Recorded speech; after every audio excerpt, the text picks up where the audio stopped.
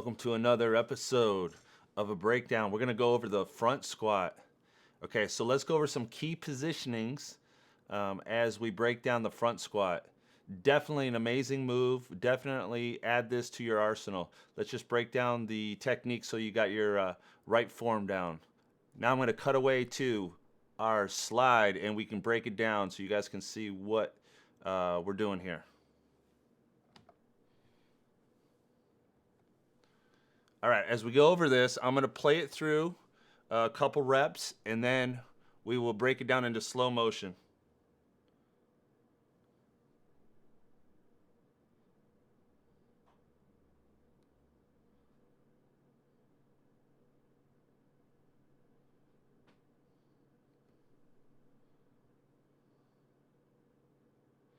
Awesome. Okay, now let's break this down into slow motion to see what's going on. I'm going to rewind this one a little bit here because I want you to see some of the detail that happened. As we go into what we call the rack position, there's some small things I want you to pay attention to. Okay, so as you go under the bar, hands are going to go just outside shoulder width, what we like to call maybe in a press position, or if you're going to get ready for a jerk, just to get you used to this. Okay, you're going to drive the elbows as high as possible, letting the bar sit on top of the deltoid. So as you can see here, this is at the highest point possible of the shoulder. It's going to lightly touch the throat. Okay, so as you hit that position, elbows high to create this shelf, what we're going to do next is unrack. And as you set, you're going to see a small detail here that makes a lot of sense and very, very important position here. As you set, you want to right there, drive the shoulders up so that bar isn't choking you or stopping the blood or airflow to your throat. So let's rewind that again. So you elevate your scapula and your delts right there so that the bar is not going to make you pass out. Okay, good. Now from there, let's go slow motion through what happens. Okay, we're going to try to stay as vertical as possible as we go down or descend down into the squat. We don't want to bow forward, so it's very quad dominant drive. So as we go down slowly, let's see here. You're going to see on the left-hand side, especially on the side one here, we are going to drive the knees first. Okay, the hip stays in a neutral position. So look at the hip here, and it is in locked position. So the knee is going to be the quad here, the prime mover. The hip is going to descend straight down into the heels, and this will help it so that our chest is in a vertical position. I like to call it picture framing. I want to stay as vertical as possible, so I'm as tall as possible at the bottom as I was at the top. So I should be able to see your belly button on the whole movement. I don't want to see you bow forward at all. So as we descend down, the chest is as high as possible. We're going to drive all the way down past parallel on this one.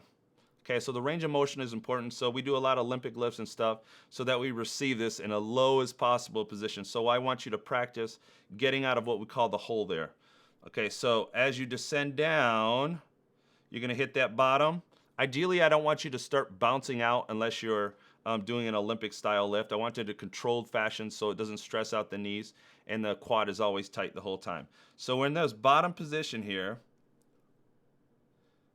I want you to notice that the elbows did drop slightly, which is normal, but ideally what I want is the elbows as high as possible. So on the left-hand side here, looks like I got a little lazy with my elbows, but they are in front of the bar.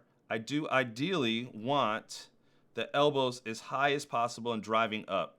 Now this will help me to keep my chest up and the bar in the right position. As you can see, super important that the center of your bar stays directly over the center of your foot. If that bar, which will want to pull you forward, gets in front of your foot, you are going to drive forward. Okay, we do not want that. We want to stay chest high. So keeping that bar as vertical as possible, elbows as high as possible, as picture framed as we can be. From that position, I want to drive my chest and my elbows up. Okay? Typically, especially under load, the hip, as it gets heavier, will want to kick back. We do not want that. Okay? We want to drive the bar up. As with this just a light weight, so you'll be able to see a good positioning. As I drive up, the chest is able to stay high. Okay, that torso didn't bow forward. So we got to make sure as we drive, we keep that chest high. Pushing through the middle to the heel of the foot, elbow as high as possible. Let's check that movement out again. Elbow high, perfect, good. So those are some of the key factors that we're looking for in a front squat. Elbows high, chest high, keeping that bar as close to your body as possible, slightly touching the throat, keeping the elevated position so you don't pass out, and quad dominant or picture framing position. All right, one last one here. Let's check it out. Descend down, elbows high, chest up, knees over the toes, and finish. Good. Short and sweet. Definitely incorporate into your arsenal. You can do this with many different things, kettlebells, and anything like dumbbells. The premise is still the same. Positioning is everything. All right, that's my breakdown. Peace.